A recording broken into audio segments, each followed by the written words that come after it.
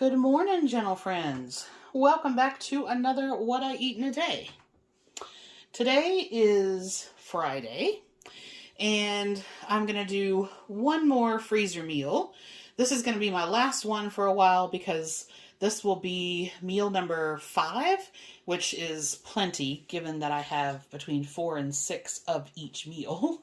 I think I'm well and truly okay for a while. But this is the last one. And this is like clean out the fridge, clean out the pantry chili. So I found a recipe, which I've linked to in the description box, for a Southwest chili with corn and black beans. And I was like, yep, I can do that.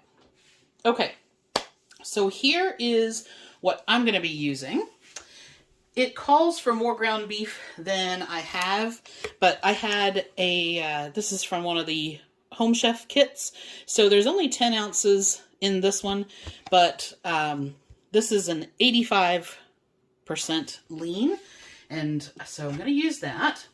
Then I have 1 can of red kidney beans and 1 can of black beans. Now the recipe calls for you to drain all the liquid, but I actually like the liquid that's in there, and I like my chili to be a little bit more almost like a stew consistency. Like, I don't mind that it is thinner. And so I'm going to leave the liquid in there. Then I have a can of corn. And you could, of course, use frozen corn. You could cook your beans from dry, whatever works for you. Then it calls for a 28-ounce can of crushed tomatoes. And in that particular one, I'm going to use these fire-roasted ones. A lot of canned tomatoes contain calcium chloride, which helps retain the color, and it's a preservative, but it is one of the things that I react the most strongly to. So this is the only brand sold locally that I found that didn't have calcium chloride.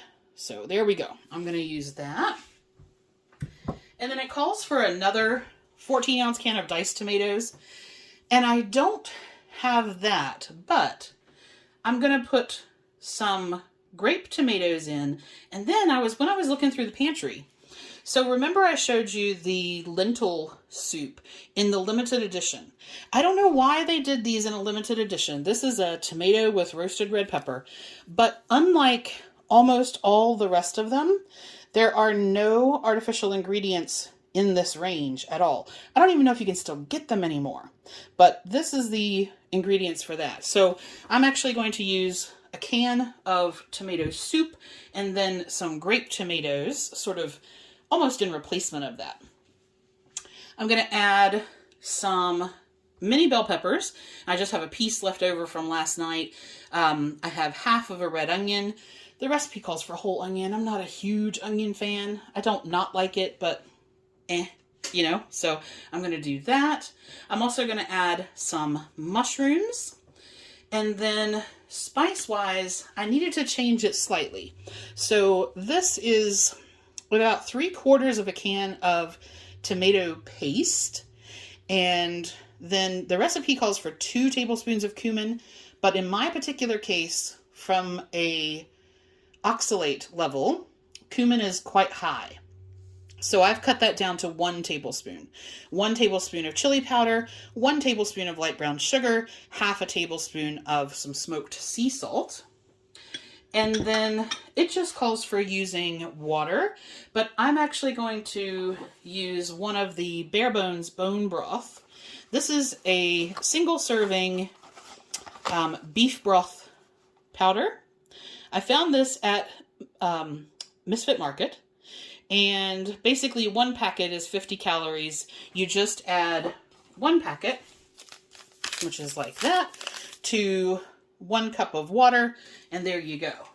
So that's going to be my extra liquid component. That's it.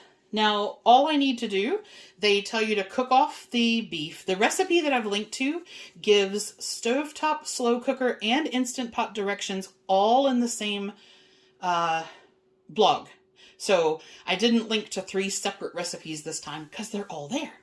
So basically you just need to cook your ground beef, and I'm going to do that on sear mode in the Instant Pot itself. And then you turn that off, basically add everything else, and you only need to cook it for 8 minutes under pressure, and then you let it do a natural release. In my pot's case, natural release, when it's only come up to pressure for that long, will probably take anywhere from 10 to 15 minutes. And that is it. Then this will be my last freezer meal, and a little bit later, I will do some lunch. For those of you that like gadget geek stuff, you'll appreciate this. You know, I've told you that I have a smart cooker. I actually, when my microwave died last year, bought a smart microwave. So that ground beef is not completely thawed. So here is a rather interesting Alexa connection. Now did you know you can change Alexa's name? So my kitchen one, I've changed. Echo, set the microwave to 7 minutes on power 5. 7 minutes on power level 5. How stinking cool is that?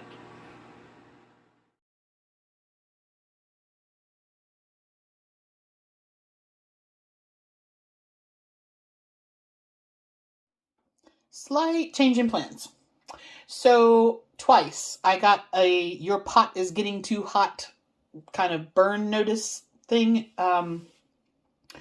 with the Instant Pot. And so what I've done is I've actually switched it over from pressure to slow cooker, and I've set that for an hour instead of like the 8 minutes that I needed it to do under pressure.